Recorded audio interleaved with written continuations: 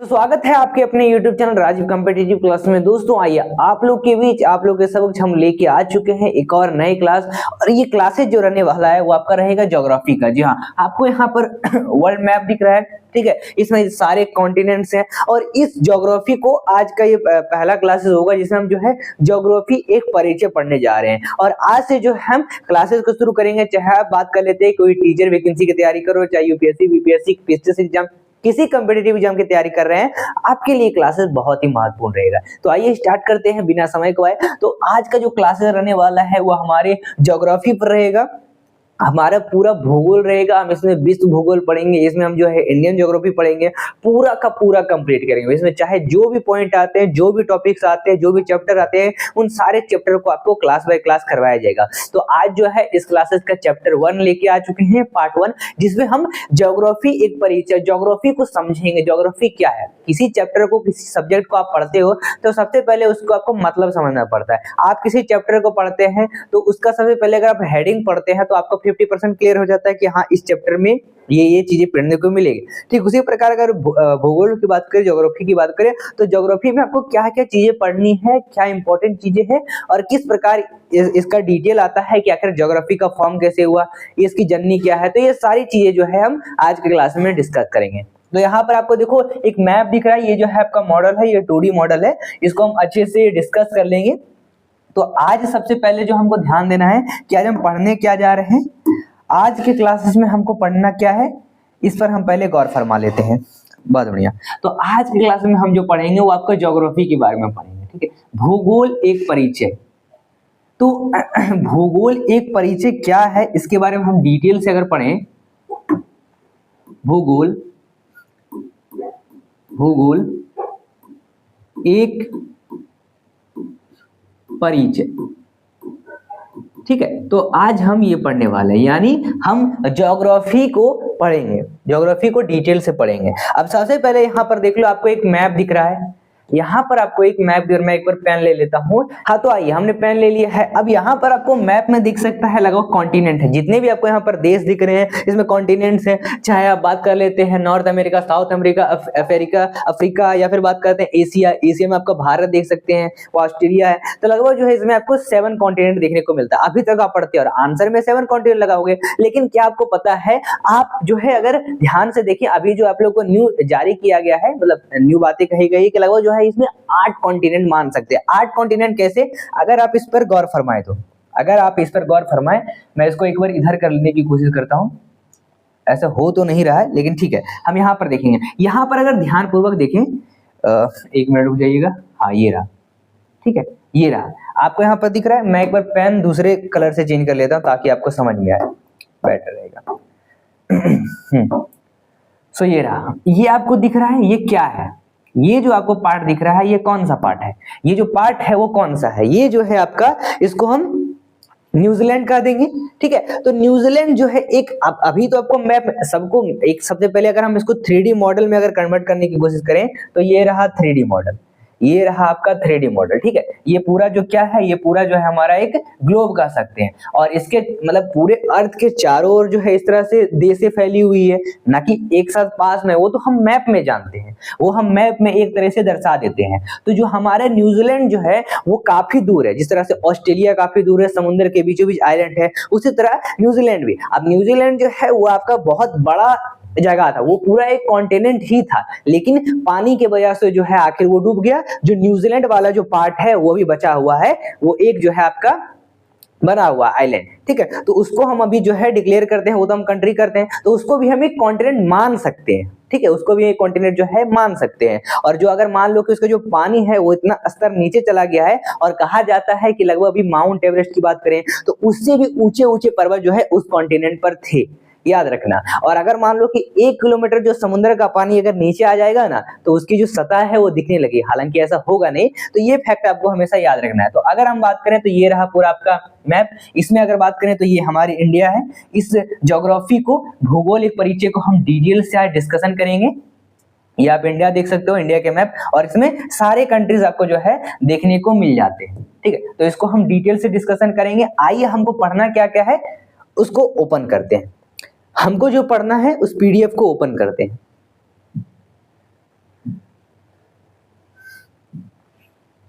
तो ये रहा। तो आज के क्लासेस में हम जो पढ़ेंगे अध्याय 1 में चैप्टर नंबर 1 रहेगा। मैं एक बार पेन सेलेक्ट कर लेता हूं। मानव भूगोल, अर्थ, प्रकृति और क्षेत्र हमारा आ चुका है। यहाँ पर हम आज जो पढ़ने वाले हैं चैप्टर 1 में, अध्याय 1 में, अध्याय जो है आपका मानव भूगोल, अर्थ और प्रकृति और क्षेत्र है। कि मानव भूगोल एक हुआ जो ह्यूमन ज्योग्राफी है, और इसकी अर्थ क्या है, इसकी प्रकृति क्या है, इसका क्षेत्र क्या है, आज इस क्लास में हम पढ़ने जा रहे हैं। तो बिना समय गवाए जो हम अपना क्लासेस को स्टार्ट करते हैं, इसको हम डिटेल से आज की क्लास में डिस्कशन करेंगे, आपको एंड तक रहना है, ठीक है। सबसे पहले आप किसी भी चैप्टर को पढ़ते हो तो अगर उसका हेडिंग जानो तो आप समझते हो कि ज्योग्राफी का मतलब क्या होता है, ठीक है। सबसे पहले कोई भी टॉपिक पढ़ते हैं, चैप्टर पढ़ते हैं, तो उसका 50% तो आपका उसका हेडिंग से ही समझ जाते हैं कि मतलब क्या है इस चैप्टर में। तो आज जो है हम ज्योग्राफी पढ़ रहे हैं, तो ज्योग्राफी का मतलब समझना पड़ेगा। कहने का मतलब है ज्योग्राफी, ज्योग्राफी का जो शाब्दिक अर्थ होता है वो क्या होता है, पृथ्वी का वर्णन करना, जो हमारी अर्थ है उसका पूरा वर्णन करना, साथ ही उसके जो प्राकृतिक जो चीजें हैं, क्लाइमेट चेंज होती है हमारे पृथ्वी में, इतने सारे ये मतलब जितने भी चीजें हैं हमें, यानी उसे बदलते रूप का वर्णन करना, यानी पृथ्वी का जो है बदलते रूप का वर्णन करना ज्योग्राफी कहलाता है। और भूगोल को जो है ज्ञान की शाखाओं की जननी भी कहा जाता है, भूगोल को ज्ञान की शाखाओं की जननी भी कहा जाता है। तो ये पॉइंट्स हमें याद रखने हैं। चलिए आगे पॉइंट की ओर बढ़ते हैं। एक यहाँ पर ध्यान देना, भूगोल को हम बांटते हैं कुछ इस प्रकार, भूगोल को हम कुछ इस प्रकार बांटते हैं, ज्योग्राफी को 2 पार्ट में बांटते हैं। एक पार्ट जो होता है, पॉइंट नंबर 1 डाल देता हूं, पॉइंट नंबर 1 जो हो गया आपका, वो हो गया आपका भौतिक भूगोल, फिजिकल ज्योग्राफी, और एक आता है ह्यूमन भूगोल है, ठीक है, मानव भूगोल यानी ह्यूमन ज्योग्राफी। तो 2 प्रकार के हैं, इन दोनों को हम डिटेल से डिस्कशन करेंगे, लेकिन पहले चलिए डिस्कस ही कर लेते हैं, बाद में हम आगे चलेंगे। तो सबसे पहले आपके पॉइंट्स आते हैं भौतिक भूगोल पर। ये इसका स्क्रीनशॉट आप ले लीजिएगा, इसको हम बाद में समझेंगे। इसमें शाखाओं के बारे में आपकी दी गई है, इसमें हम सारी चीजें पढ़ती हैं। हम पृथ्वी के बारे में क्या क्या चीजें पढ़ते हैं, मानव हम हैं, यहाँ पर वनस्पति है, जंतु है, यहाँ पर देखो जलवाष्प किस तरह से क्लाइमेट चेंज होती है, ठीक है, यहाँ पर खनिज है, मृदा है, जलवायु है, ये सारी चीजें जो है हमारे पृथ्वी पर उपलब्ध है, ठीक है। ये सारी चीजें एक ज्योग्राफी ही तो है, ठीक है। तो आइए, इसमें हम समझ रहे थे भौतिक भूगोल को है। अपने पहले पॉइंट पर जो है आपका भौतिक भूगोल, पहला आपका इसका आता है। भौतिक भूगोल का मतलब क्या होता है, अगर हम बात करें, मैं एक बार पेन चेंज कर लेता हूं, आपके पेन कलर ये रहा, बेटर है, 1 मिनट रुक जाइएगा, अभी बेटर है, ठीक है। तो हम पढ़ रहे थे भौतिक भूगोल के बारे में कि आखिर भौतिक भूगोल जो है होता क्या है। यानी भौतिक भूगोल का मतलब होता है फिजिकल ज्योग्राफी, ठीक है। तो भौतिक भूगोल भूगोल की शाखाएं हैं, भौतिक भूगोल भूगोल की शाखाएं हैं। और भौतिक भूगोल का मतलब होता है कि भौतिक भूगोल भूगोल की एक प्रमुख शाखा है, जिसमें पृथ्वी के भौतिक स्वरूप जो है, फिजिकल जो स्वरूप है उसका अध्ययन किया जाता है, उसका स्टडी करते हैं हम लोग, ठीक है। और यह जो है धरातल पर अलग अलग जगहों पर पाई जाने वाली भौतिक परिघटनाओं के वितरण की व्याख्या व अध्ययन कराता है। साथ ही यह जो है भूमि ज्ञान, जो भूमि है उसकी ज्ञान, मौसम विज्ञान, जंतु विज्ञान, रसायन विज्ञान से भी जो है जुड़ा हुआ है, क्योंकि ये सब फिजिकल ज्योग्राफी से, इसमें तो ये सारी चीज आती है। हाँ, एक बात यहाँ पर ध्यान देना है कि जो ज्योग्राफी है वो काफी चीजों के साथ अलाइन होती है, मतलब बहुत सारे सब्जेक्ट के साथ। चाहे आप जंतु विज्ञान की ही देख लो, क्या ना आ रही बात यहाँ पर विज्ञान की, साइंस की, तो साइंस में हम ज्योग्राफी को कैसे घुसा रहे हैं, पॉइंट समझो। ये जो है अलाइन किया है मौसम विज्ञान से, जंतु विज्ञान से, ये सारी चीजें से जो है भूमि विज्ञान से, तो ये सारी चीजें से जो है जुड़ी हुई है, ठीक है। तो हम जो कौन कौन सी ऐसी महत्वपूर्ण चीजें हैं जिससे ये अलाइन की है, हम लास्ट में समझेंगे, क्योंकि लास्ट में आपका पॉइंट लिया गया है, ठीक है। साथ ही इसकी जो है कई उप शाखाएं भी है, जो विविध भौतिक परिघटनाओं की जो है विवेचना करती है, ठीक है। चलिए अगले पॉइंट पर चलते हैं। ये देखो आपका फिजिकल ज्योग्राफी के बारे में यहाँ पर दिया गया, हालांकि ये जो है आपका कुछ चित्र दिए हुए अच्छे से क्लियर नहीं दिखेगा, हम आगे चलते हैं। हाँ, एक और पॉइंट को समझ लेते हैं, उसके बाद हम जो है अपने चैप्टर्स की ओर बढ़ेंगे। तो भाई इसको मैं एक बार क्लियर कर लेता हूं। सो हमारा अगला पॉइंट जो आता है ये रहा, ये हमारा अगला पॉइंट आता है मानव भूगोल के बारे में। क्या?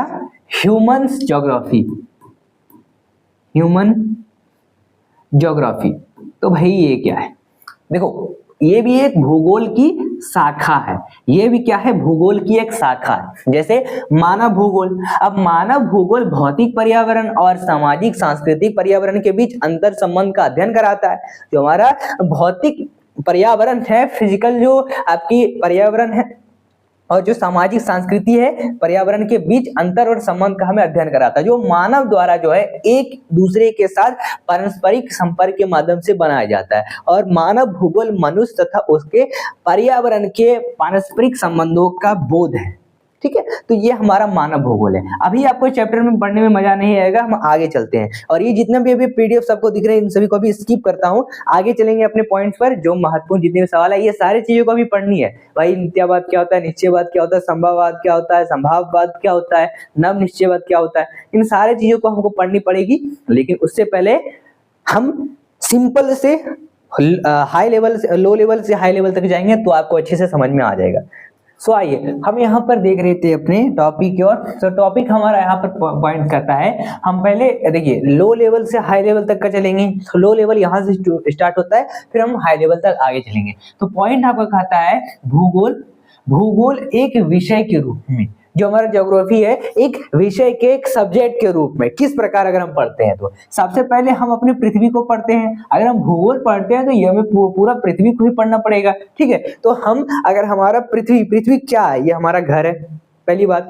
अब देखो पृथ्वी जो है वो हमारा घर है। अब पृथ्वी के चारों ओर अलग अलग जो है तत्व दिखाई देते हैं, एलिमेंट दिखाई देते हैं, कंपाउंड्स है, बहुत सारी चीजें, धातु है, बहुत सारी चीजें है, मेटल, तो काफी सारी चीजें जो है हमारे पूरे पृथ्वी पर उपलब्ध है। काफी सारे क्रिस्टल्स हैं, तो ये सारी चीजें जो है, काफी खनिज पदार्थ हैं, ये सारी चीजें जो है हमारे पृथ्वी पर उपलब्ध है। ठीक है, तो हमारा पूरा पृथ्वी जो है वो संपूर्ण है, यानी पृथ्वी पर जीवन है, एकमात्र ऐसा प्लानिट। ठीक है, यहाँ पर पानी है 70% से प्लस पानी। तो यहाँ पर हमें ये पॉइंट बताता है कि पृथ्वी जो है एक हमारा घर है।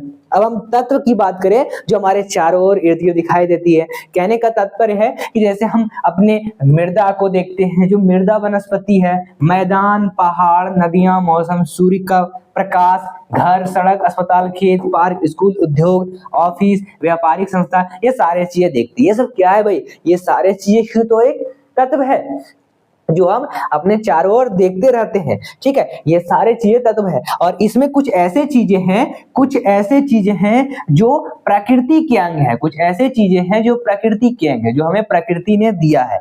जैसे बात कर लेते हैं, इसमें बहुत से तत्व जो है प्रकृति के अंग है। चाहे अगर सन देखें, सूरज देखें, चाहे हम बात करते हैं मिट्टी देखें, चाहे हम बहुत सारी चीजें, खनिज पदार्थ देखें, ठीक है, जल हो गया, ये सारी चीजें जो हम देखते हैं अपने चारों ओर, ये सारे क्या है? प्रकृति की देन। बाकी सारे बहुत सी चीजें हैं जो हमने खुद निर्माण किया है, हालांकि वो भी तत्व में आते हैं। पार्क हो गया, अस्पताल हो गया, सड़क हो गया, घर हो गया, ये सारे चीज। ठीक है, वही बात करें जबकि कुछ जो है वो मानव निर्माण ने किया है, हम लोगों ने किया है प्रकृति के सहयोग से। वो भी प्रकृति के सड़क हमने बनाया, कहाँ बनाया? प्रकृति पर। ठीक है, हमने अस्पताल, घर बनाए, कहाँ? प्रकृति पर, तो सहयोग से बनाए। जो प्रकृति के तत्व होते हैं उन्हें प्रकृति के तत्व कहते हैं, और जबकि मानव द्वारा जो निर्मित तत्व है उनको मानवीय तत्व कहते हैं। ठीक है, याद रखना, या फिर इसे हम सांस्कृतिक तत्व कहते हैं। तो 2 पॉइंट है, दोनों पॉइंट्स आपको जो है याद रखनी है। चलिए आगे चलेंगे अपने पॉइंट पर। आगे अपने टॉपिक पर चल रहे थे, तो आगे हम इसमें पढ़े, तो मैं एक बार इसको जूम कर लेता हूं, ये रहा। तो पॉइंट्स है हमारा इरेटोस्थेनीज। अब ये क्या है? अब इरेटोस्थेनीज जो है लगभग 276 ईस्वी पूर्व से 195 से लगभग 194 ईसा पूर्व के बीच भूगोल का पिता माना जाता है। इनको भूगोल का पिता कहा जाता है। लगभग जो इरेटोस्थेनीज है वो लगभग 276 ईस्वी पूर्व से लगभग 195 से 194 ईस्वी पूर्व को उनके इस मतलब रेंज में जो है इनके लगभग जो आपका साल आता है उनके बीच जो है भूगोल के पिता इरेस्टोस्थनीज को माना जाता है। और इरेस्टोस्थनीज कौन है भाई? तो इरेस्टोस्थनीज जो है यूनान के एक जो है गणितज्ञ है, यूनान के एक जो है गणितज्ञ है और भूगोलविद, कवि और खगोलविद एवं संगीत सिद्धांतकार भी है नहीं थे कह सकते हैं, क्योंकि इनका तो डेथ हो गया, आप जानते हैं, क्योंकि इतना साल पुराना ईसा पूर्व की बिफोर क्राइस्ट से बात हो रही है। अब ज्योग्राफी शब्द का जो है प्रयोग सर्वप्रथम किन्होंने किया था? सवाल आते हैं, पहला तो सवाल पूछ देगा कि पिता भूगोल का कौन है भाई, तो आप ये लिख दोगे, ठीक है। साथ ही अगर हम ज्योग्राफी का शब्द की बात करें तो ज्योग्राफी शब्द का प्रथम प्रयोग किन्होंने किया था? ग्रीक विद्वान एरिस्टोस्थनीज ने किया था, इन्होंने ही किया था ज्योग्राफी शब्द का सर्वप्रथम प्रयोग, भूगोल शब्द का सर्वप्रथम प्रयोग, ठीक है। चलिए आगे चलते हैं अपने पॉइंट पर, आगे हम अपने पॉइंट पर चलते हैं। अगला पॉइंट कहता है भूगोल के बारे में। तो भूगोल को अगर हम डिटेल से समझें, भूगोल क्या है, ज्योग्राफी क्या है? भूगोल जो है एक ग्रीक भाषा है, ग्रीक वर्ड है जो जियो से लिया गया है। यानी हम बात करें अगर ज्योग्राफी को इस तरह से बांटते हैं, ठीक है, ज्योग्राफी को इस तरह से बांटते हैं। सबसे पहले आपको जियो है, जियो का अर्थ होता है क्या? ग्राफोस, ठीक है, ग्राफोस, ठीक है, ग्राफोस। और मतलब इसका अर्थात, इसका कहने का मतलब क्या होता है? ग्राफोस का मतलब होता है वर्णन करना, क्या करना? वर्णन करना। और इस तरह इसका शाब्दिक अर्थ जो हो जाता है वो पृथ्वी का वर्णन करना कहलाता है। इसका जो शाब्दिक अर्थ हो जाता है वो पृथ्वी का वर्णन करना कहलाता है। तो ये पॉइंट हमेशा याद रखनी है। अब इरेस्टोस्थनीज नामक ग्रीक विद्वान ने लगभग, इनका काल जो था 276 से लगभग 194 ईस्वी पूर्व जो काल इनका कहा गया है, इनमें इन्होंने ज्योग्राफी शब्द का प्रयोग किया था, सर्वप्रथम प्रयोग किया था। और वर्तमान समय में भूगोल शब्द का अर्थ है कि पृथ्वी के धरातल पर पाई जाने वाली सांख्यिक यानी स्पेशियल तथा सामयिक यानी टेम्पोरल विभिन्नताएं, जिसे हम वेरिएशंस कहते हैं, ठीक है, वेरिएशंस कहते हैं। और वेरिएशंस के अध्ययन को ही हम भूगोल कहते हैं, ठीक है। ये पॉइंट हमेशा आपको याद रखनी है। चलिए अगले पॉइंट पर चलते हैं। पहले हम जो है लो लेवल से हाई तक चलेंगे, तो सारे पॉइंट को हम समझ लेते हैं क्या कह रहा है चैप्टर में। और जूम करूं, ठीक है। अब हम अगले पॉइंट की ओर बढ़ते हैं। अगला पॉइंट कहता है हमारा वैज्ञानिक विषय के रूप में भूगोल। वैज्ञानिक के दृष्टिकोण से भूगोल किस प्रकार है? देखो, भूगोल जो है एक वैज्ञानिक विषय है जिसे हम, ठीक है, वैज्ञानिक विषय, साइंटिफिक सब्जेक्ट्स, एक परिपक्व वैज्ञानिक विषय के रूप में भूगोल निम्नलिखित 3 वर्गों के प्रश्नों से संबंधित है कि आखिर ये क्या है, चाहे कहां से आया, ठीक है, कहां है, चाहे बात कर लेते हैं पॉइंट में, चाहे बात करते हैं क्यों है आखिर। ये 3 पॉइंट जो है बड़े मजेदार। आइए समझते हैं तीनों को अगर हम डिटेल से डिस्कशन करें। पहला पॉइंट कहता है कि कुछ यानी क्या, कहां, मैंने पहले 1 नंबर पर चलता हूं, 1 नंबर ऊपर है शायद, आइए रहा। तो फर्स्ट पॉइंट कहता है भाई कि क्या है ये। तो कुछ प्रश्न ऐसे होते हैं जो भूतल पर पाए जाने वाली प्राकृतिक तथा सांस्कृतिक विशेषताओं के प्रतिरूप की पहचान से जुड़े होते हैं, जो क्या प्रश्न का उत्तर देते हैं, ठीक है। जो क्या प्रश्न आखिर क्या है ज्योग्राफी, इसका जो है उत्तर देते हैं कि हम प्राकृतिक और सांस्कृतिक विशेषताओं के प्रतिरूप को पहचान से जुड़े होते हैं, तो वो हम जो है कहला जाता है भूगोल की क्या है। अब ये कहां से आया, ये सवाल आता है, ये सवाल उठता है। देखो क्या है ये, अब मतलब कहां से आया। तो कुछ ऐसे भी प्रश्न होते हैं जो पृथ्वी पर भौतिक एवं सांस्कृतिक तत्वों के वितरण से जुड़े हुए होते हैं, ठीक है। और ये जो है कहाँ प्रश्न से संबंधित होते हैं कि ये ज्योग्राफी जो है आखिर कहाँ से आया। यानी एक भौतिक एवं जो सांस्कृतिक, हमने क्या किया था, हमने ह्यूमन ज्योग्राफी देखा, हमने फिजिकल ज्योग्राफी देखा, हमने निर्माण किया, ठीक है, मानव निर्माण से एक फिजिकल ज्योग्राफी भी आता है।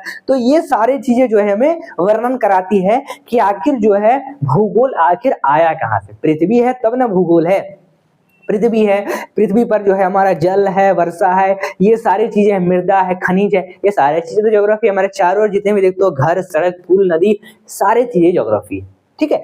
अब क्यों क्यों है ये भी जानना जरूरी है, आइए समझते हैं।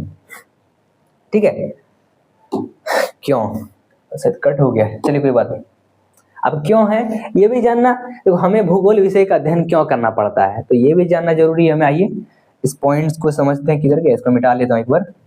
हाँ, तो आखिर हमें भूगोल विषय का अध्ययन करना क्यों चाहिए, ये पॉइंट आपका बड़ा मजेदार है कि आखिर ऐसा क्या है भूगोल में। देखो, भूगोल का अध्ययन हमारे लिए अति आवश्यक है, पहला पॉइंट। ठीक है, क्यों?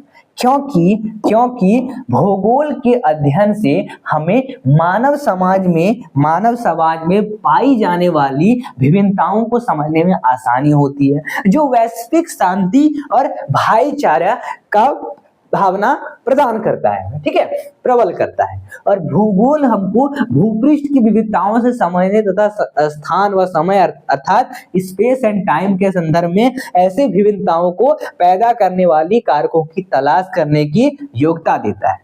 तो ये क्यों है, क्यों हमें पढ़ना चाहिए, ये हमें जानना जरूरी है कि आखिर हम समझेंगे नहीं अपना ज्योग्राफी को तो होगा, आखिर हमें समझना पड़ेगा घर कहाँ से आया, सड़क कहाँ से आए, पानी कहाँ से आया, ठीक है, इतने खनिज कहाँ से आए, ये सारे ज्योग्राफी आखिर आया तो आया कहाँ से, पढ़ना पड़ेगा, ये जरूरी है। और एक पॉइंट और लिख दिया है कि भूगोल जो है मानचित्र के जरिए वास्तविक पृथ्वी को जानने और धरातल पर विभिन्न तत्वों के दृश्य ज्ञान की कुशलता विकसित करता है, ये पॉइंट दिया गया है। यानी कहने का मतलब है कि अगर आप एक मैप ले लो, मैप में जो है आप ज्योग्राफी को समझते हो भाई, वर्ल्ड ज्योग्राफी। अच्छा, हम सर्च करेंगे, आइए कोई दिक्कत नहीं, मैं ओपन करता हूँ ब्राउजर को। सो ब्राउजर को ओपन कर लेते हैं, मैं चित्र ओपन करूंगा एक।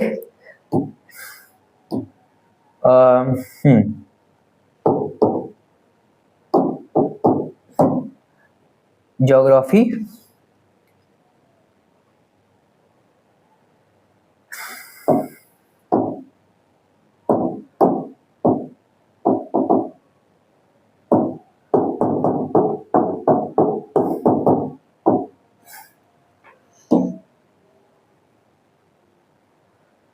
देखिए इसमें आपके कई सारी इमेजेस दी गई है।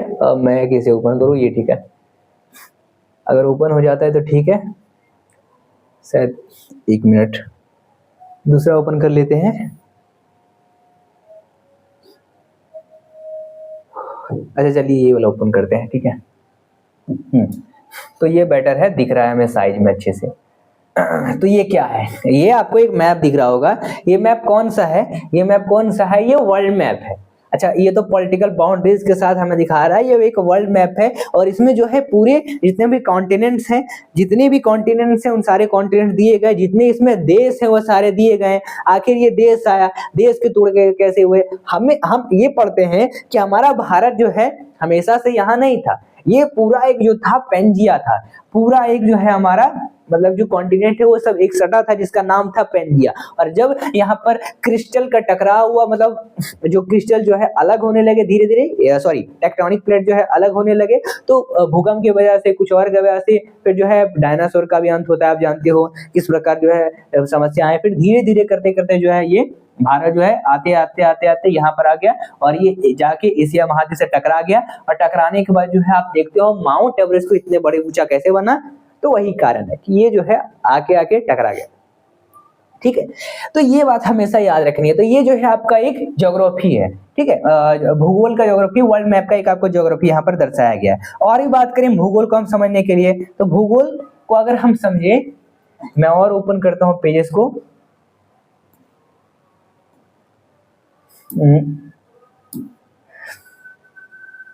ये ठीक है, इसी को ओपन करते हैं, शायद इमेज में अगर दिख जाए तो बेटर है। हाँ, तो ये रहा इमेज दिख गया हमें, ये हमें इमेज दिख गया है।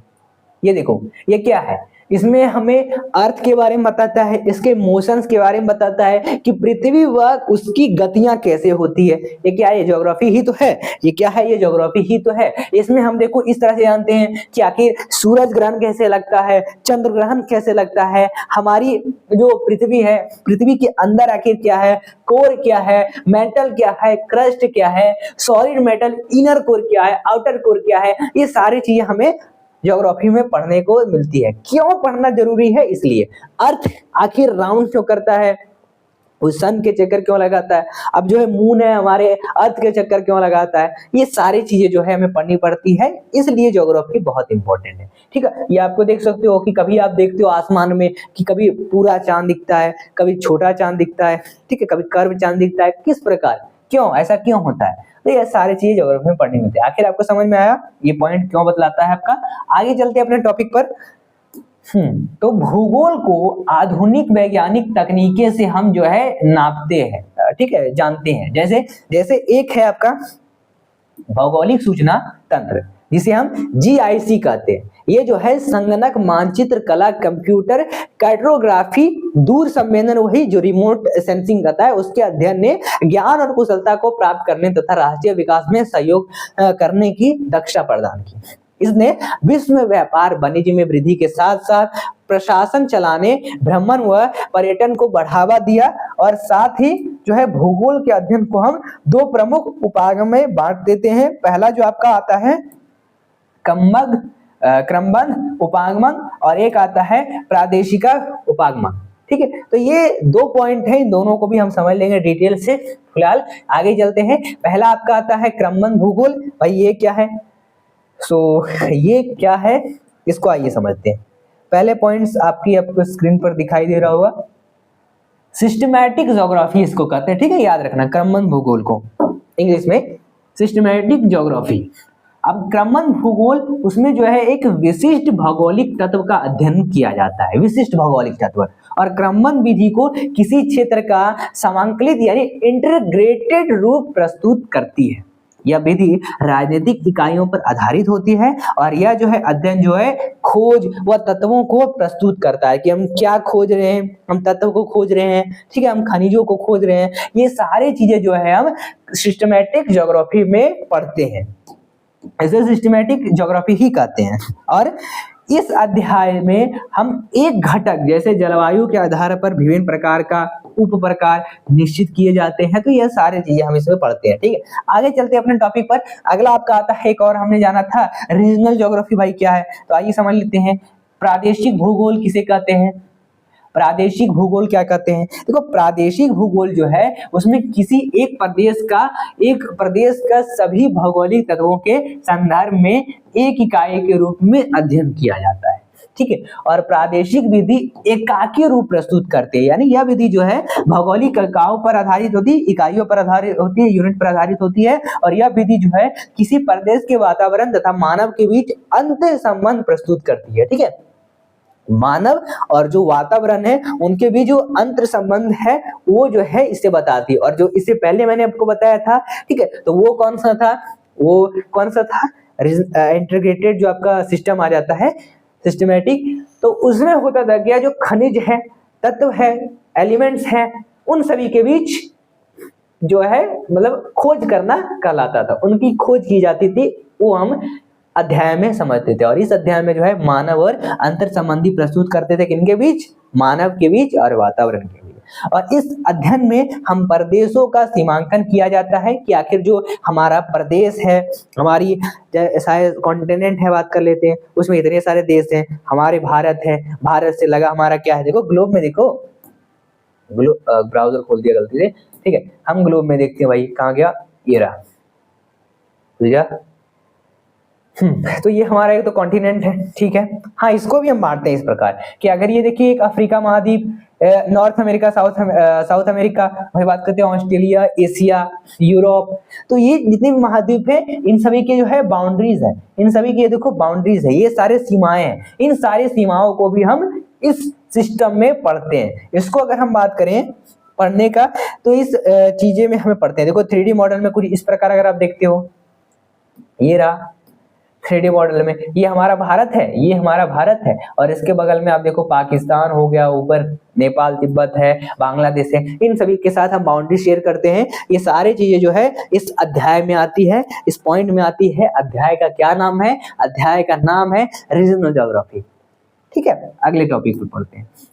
अगला टॉपिक हमारा क्या कहता है? प्रादेशिक भूगोल व इसकी विभिन्न शाखाएं। प्रादेशिक उपागमांक पर आधारित प्रादेशिक भूगोल की निम्न शाखाएं होती है। कौन कौन सी शाखाएं? पहला देखो शाखा जो होता है वो प्रादेशिक या क्षेत्रीय अध्ययन कहते हैं। दूसरा इसे हम प्रादेशिक नियोजन कहते हैं। तीसरा हम प्रादेशिक विकास कहते हैं। वही प्रादेशिक विवेचना या फिर विश्लेषण चौथा पॉइंट आ जाएगा। भूगोल की दो प्रमुख शाखाएं हैं। पहला पॉइंट, एक तो आपका आता है, एक आता है आपका भौतिक भूगोल। भाई मैंने शुरुआत में बताया था, मैं पेन चेंज कर लूंगा आपका। कौन सा पेन लूं? ब्लू कलर का ले लेता हूं, आपके लिए बेटर रहेगा। चलिए, हम अपने पॉइंट पर चल रहे थे। दो प्रकार की इसकी शाखाएं हैं। पहला तो फिजिकल ज्योग्राफी और एक आपका ह्यूमन ज्योग्राफी। हमने बनाया मानव भूगोल। दो प्रकार के जो पॉइंट थे हमने जो पहले जाना था, तो अभी जो हम लो लेवल से चल रहे हैं, फिर हाई लेवल तक हम जल्दी पहुंचने का प्रयास करेंगे। आगे पॉइंट आता है, अच्छा इसको तो हम देख लेंगे, हट जा, इसे हटा देता हूं, अब हटेगा। तो हम पढ़ रहे थे अपने अगले पॉइंट पर भौतिक भूगोल। अच्छा, भौतिक भूगोल को तो हमने समझ लिया था, कोई बात नहीं, कवर और समझ लेते हैं। भौतिक भूगोल क्या है? भौतिक भूगोल जो है उसका प्राकृतिक भूगोल से प्रत्यक्ष संबंध है। सिंपल सी बात, यानी ये प्राकृतिक भूगोल को या भौतिक भूगोल को, इनका संबंध है। भौतिक भूगोल की सभी शाखाएं प्राकृतिक भूगोल के अंतर्गत आती है, ये भी बात सही है। भूगोल की सभी शाखाएं आर्थिक भूगोल, जनसंख्या भूगोल, अधिवास भूगोल या फिर सामाजिक भूगोल, राजनीतिक भूगोल, भूगोल आदि चीजों में जो है ये सारे पॉइंट्स आते हैं। यानी भूगोल की ये सभी शाखाएं भौतिक भूगोल में आती है। ठीक है, या फिर विषयों से जो घनिष्ठ से जुड़ी पॉइंट्स है, क्योंकि इनमें जो है सभी सांस्कृतिक विशेषताएं जुड़ी हुई है। चलिए आगे पॉइंट पर चलेंगे, आगे पॉइंट पर चलते हैं। आगे पॉइंट कहता है कि एक भूगोलवेता को गणित एवं कला में निपुण होना चाहिए।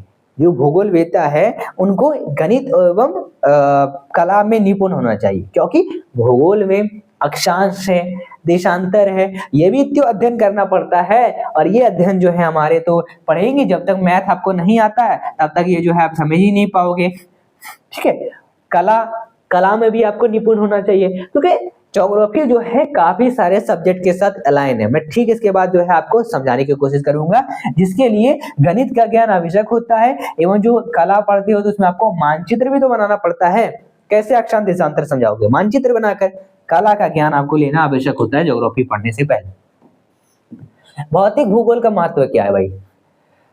देखो, भौतिक भूगोल जो है उनमें भूमंडल या फिर हमारा जो वायुमंडल है, जो मंडल, समताप मंडल, ये सारे मंडलों को हम इसमें पढ़ते हैं। जल मंडल को पढ़ते हैं, जैव मंडल को पढ़ते हैं, खाद्य श्रृंखला जो है, मिट्टियां हैं, मृदा चीजें हैं, मृदा पार्शिका, इन प्रोफाइल, इन सभी का अध्ययन जो है हम इसमें करते हैं ह्यूमन ज्योग्राफी में।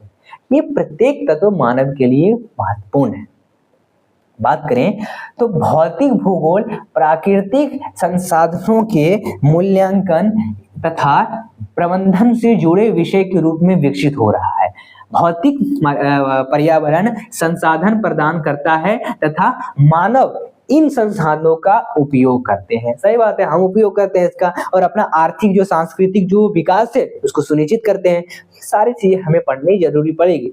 सतत विकास का जितने भी पॉइंट बता रहा हूँ ये धीरे धीरे करके हम क्लास जो है लाते रहेंगे आप लोग के लिए, और आप लोग का क्लास चलेगा। आप कमेंट करिए कि आपको नेक्स्ट किस क्लास पर चैप्टर चाहिए, आपका क्लासेस चाहिए। सतत विकास के लिए भौतिक वातावरण का ज्ञान नितांत आवश्यक है, जो भौतिक भूगोल के महत्व को रेखांकित करता है। भाई अगले टॉपिक पर चलते हैं, अगला पॉइंट। अच्छा, ये पॉइंट महत्वपूर्ण है। कहता क्या है? भौतिक भूगोल की प्रमुख शाखाओं का वर्णन। शाखाएं कौन कौन सी हैं?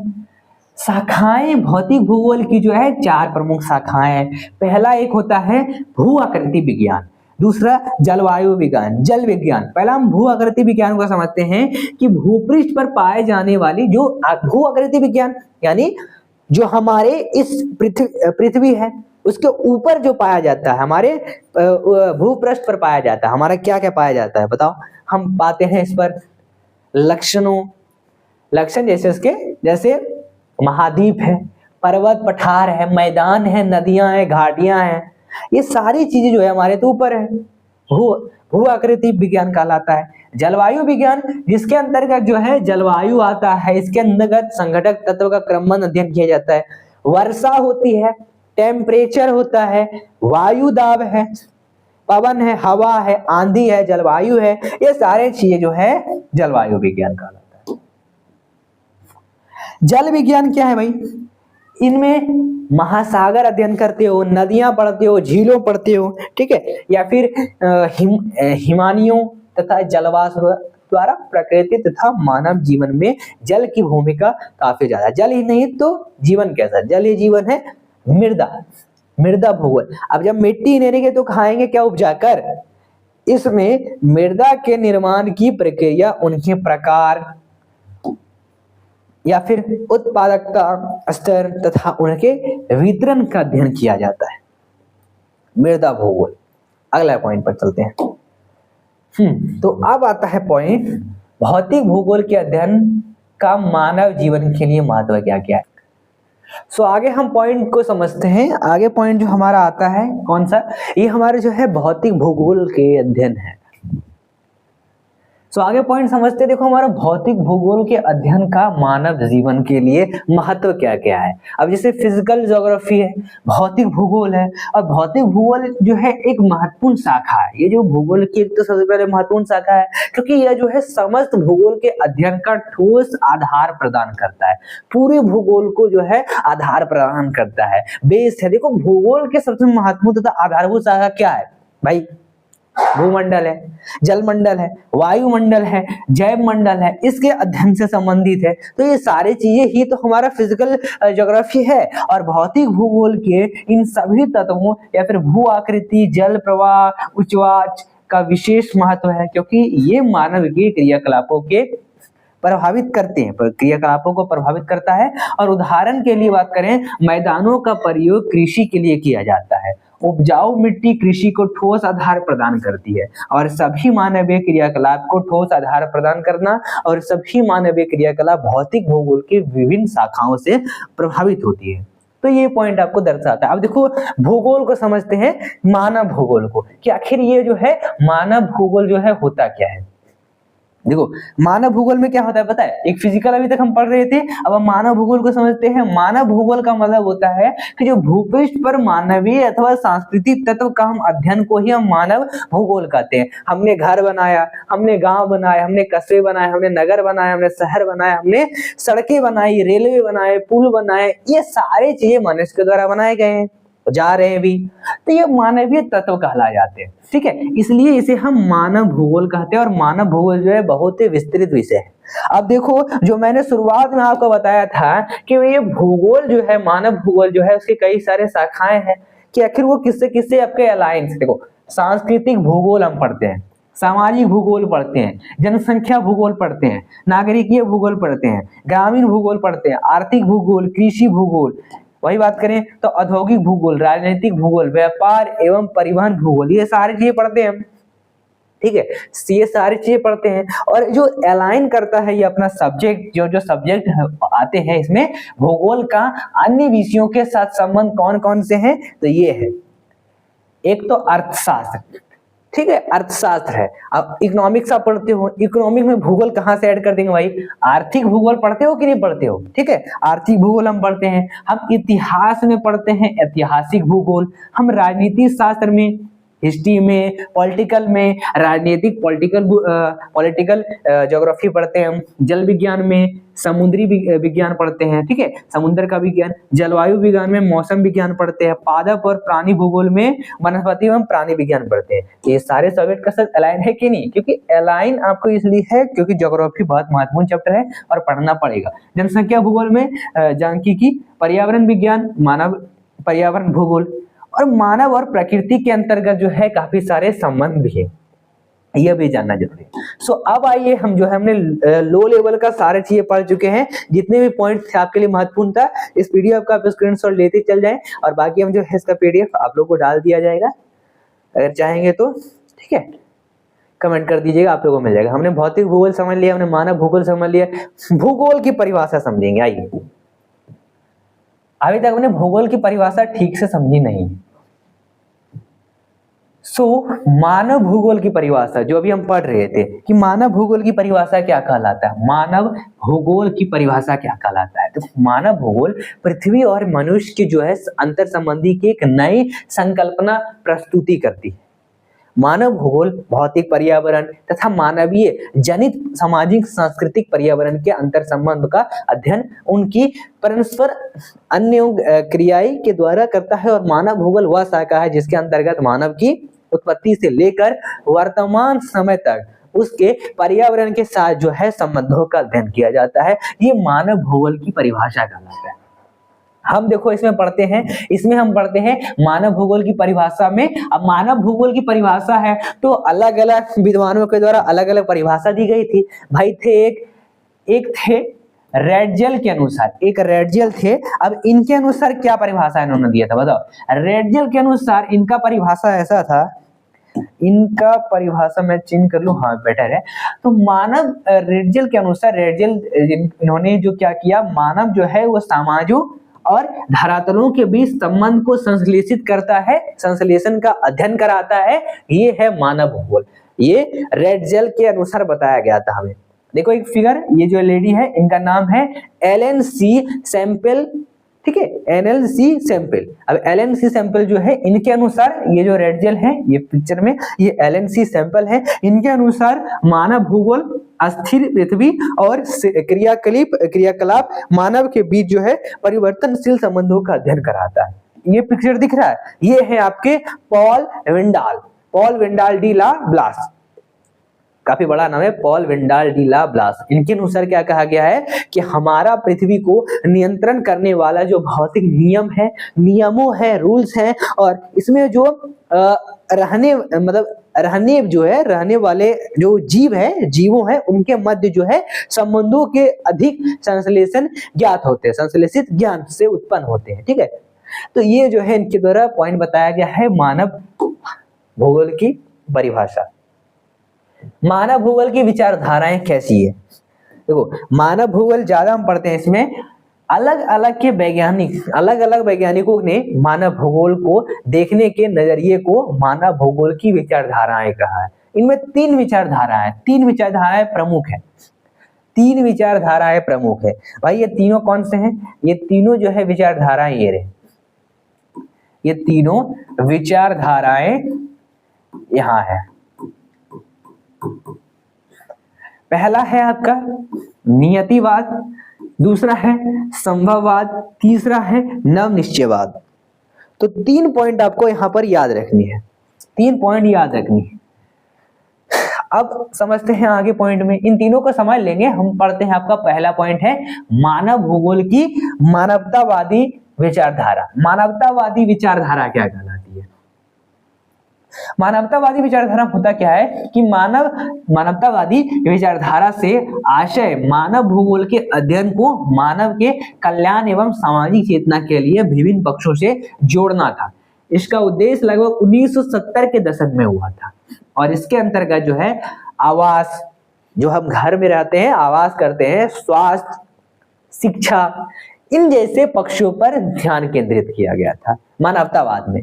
और यह जो है मनुष्य की केंद्रीय एवं क्रियाशील भूमिका पर बल देते थे, और प्रादेशिक जो असमानताएं हैं, निर्धनता है, अभाव है जैसे विषयों के कारण एवं निवारण पर ध्यानाकर्षित करता था। वही आगे पॉइंट पर चलते हैं अपने।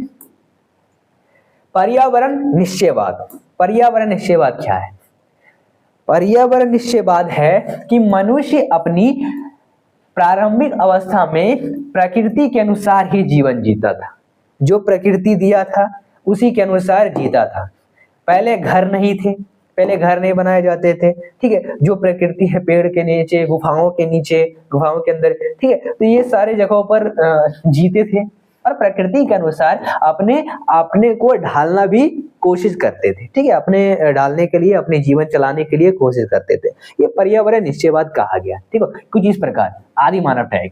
ठीक है, धीरे धीरे हमने आग बनाया, हमने स्टोन के पत्थर से, जो हमने पत्थर से क्या किया, बनाए, क्या कहते हैं, पत्थर से हमने औजार बनाए। ठीक है, चलिए आगे चलते हैं। अपने टॉपिक पर आता है नियतिवाद। नियतिवाद में क्या आता है? नियतिवाद में आता है कि इस विचारधारा के अनुसार मनुष्य के प्रत्येक क्रियाकलाप को पर्यावरण से नियंत्रित माना जाता है।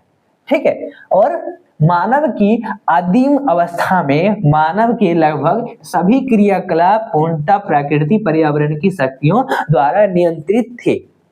इसमें जो एक रेड जेल है, मैंने पहले बताया था, जिन्होंने बताया था, रिटर है, या फिर बात करें हुम्बोल्ट है, हंटिंगटन है, आदि नियतिवाद के जो है प्रमुख समर्थक थे।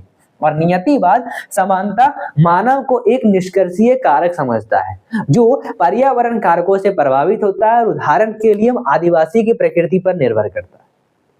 वही किसान की जलवायु है, किसान की जलवायु पर भी निर्भर करता है। जैसे किसान है, किसान तो जलवायु पर निर्भर करेंगे, जलवायु के अनुसार शारीरिक गठन होगा, है कि नहीं। अगले पॉइंट पर चलते हैं, संभववाद या फिर संभावनावाद। ये पॉइंट क्या है, ये शायद आखिरी है।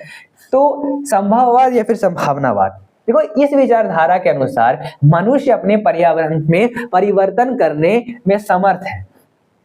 इस विचारधारा के अनुसार कहा गया है कि मनुष्य अपना पर्यावरण में जो है चेंजिंग कर सकता है।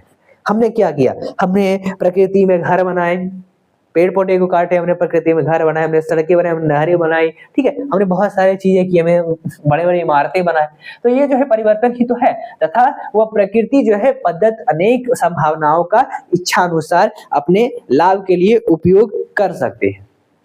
मानव का प्रकृति पर निर्भरता की अवस्था से स्वतंत्रता की अवस्था की ओर प्रस्थापना संभव है, और विडाल डी ला ब्लास तथा लसीन फैले इस विचारधारा को मानते। तो मैंने 3 नाम बताए थे प्रमुख, इन तीनों का नाम यहाँ पर आता है। वही तीनों का इसमें नहीं आता है, मैंने 3 पॉइंट आपको भी बताया था। इससे पहले हमने जाना था रेड जेल के बारे में। अब देखो संभावनावाद जो है वो प्रकृति की तुलना में मनुष्य को महत्वपूर्ण स्थान देता है और उसे सक्रिय शक्ति के रूप में जो है वो देखता है। उदाहरण के लिए नदी पर हम पुल बना दिए, नदी है, नदी पर हमने पुल डेवलप कर दिया। खेती कर रहे हैं, खेती कर रहे हैं जमीन पर, परिवहन तो द्वारा। आगे चलते हैं, नव निश्चयवाद क्या कहलाता है। नव निश्चयवाद में, नव निश्चयवाद की जो संकल्पना है वो ग्रिफिथ टेलर द्वारा प्रस्तुत की गई थी। यह जो है 2 विचार पर्यावरणीय निश्चयवाद और संभाववाद के मध्यम के वर्ग को परिलक्षित करती है, और यह संकल्पना दर्शाती है कि ना तो यह नितांत आवश्यकता की स्थिति है और ना ही नितांत स्वतंत्रता की अवस्था है। इस संकल्पना के अनुसार मानव प्रकृति के नियमों का अनुपालन करके ही प्रकृति पर विजय प्राप्त कर सकता है। सही बात है, सॉरी नहीं, अनुपालन। इस संकल्पना के अनुसार मानव प्रकृति के नियम का अनुपालन नहीं, पालन करना पड़ेगा, तभी आप प्रकृति पर विजय प्राप्त करेंगे।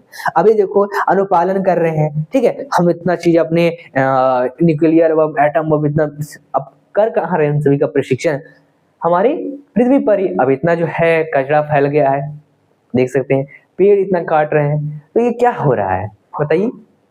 ये सारी चीजें जो है आपकी देश में प्रॉब्लम हो रही है, हमारे पूरी पृथ्वी पर। हमने पेड़ काटा, ऑक्सीजन जिससे मिलता था, हर जगह कार्बन डाइऑक्साइड, तो हम जी पाएंगे। तो ये जो है अनुपालन करना नहीं हुआ। ये जो है नव निश्चयवाद का मतलब होता है कि अनुपालन नहीं करो तो हम विजय प्राप्त करेंगे। ऐसा कैसे बात है, प्रकृति को जब तक अच्छे नहीं रखेंगे तब तक सही कैसे रहेगा वो। अगला पॉइंट, नव निश्चयवाद की विशेषताएं। नव निश्चयवाद की विशेषता क्या क्या है, इसकी विशेषता भी है।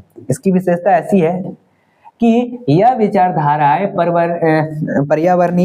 पर्यावरणीय निश्चयवाद और संभाववाद के बीच के मार्ग को प्रस्तुत कर दिया, पर्यावरण के नुकसान किए बगैर समस्याओं को सुलझाने पर बल देती है। ये बात ऐसी है कि पर्यावरणीय निश्चयवाद के अनुसार मनुष्य ना तो प्रकृति पर पूरी तरह निर्भर करता है और ना ही प्रकृति से स्वतंत्र रह सकता है, ठीक है। और प्रकृति पर विजय पाने के लिए प्रकृति की ही नियम पालन करना एवं विनाश से बचना होगा।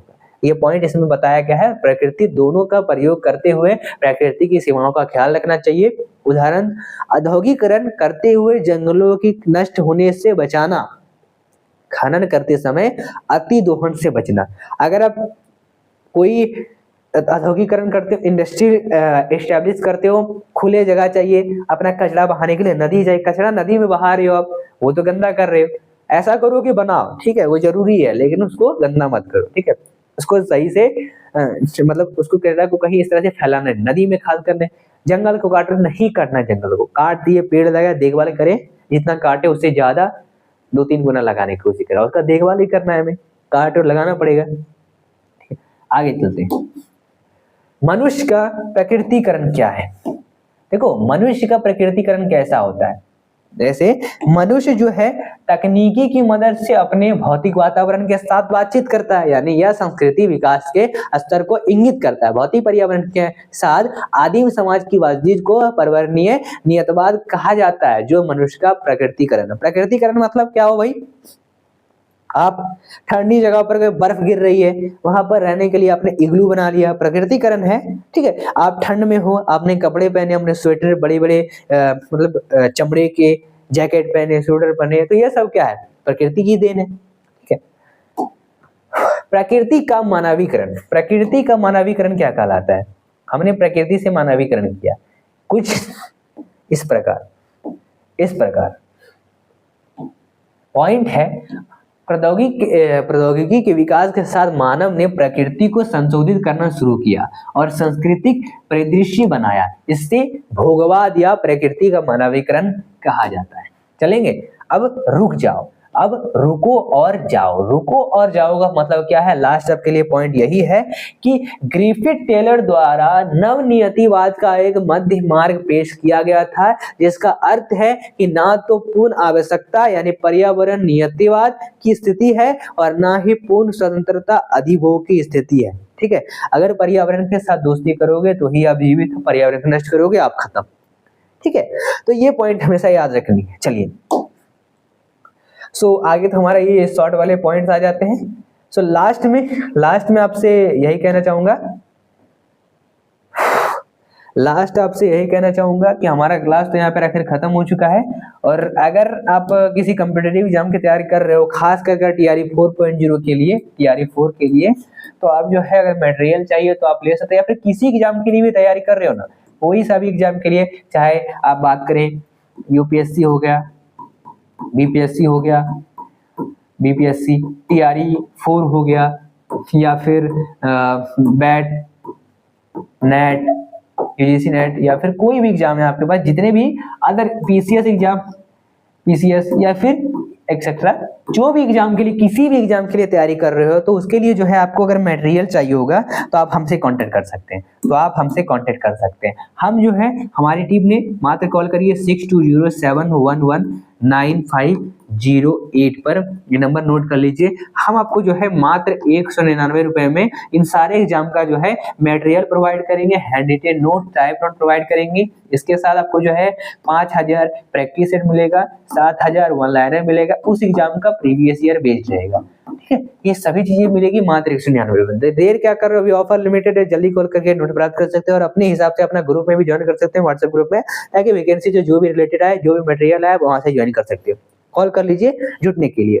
साथ ही लास्ट इसको आप देख लेना, लास्ट अगर ये वीडियो आपको थोड़ी सी पसंद आई तो क्या कर दो भाई, बस चैनल को सब्सक्राइब कर दीजिए, ठीक है।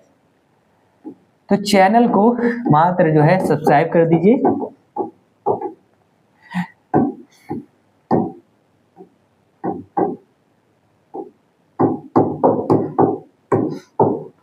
लाइक कर दीजिए वीडियो को पसंद आई तो, और शेयर कर दीजिए।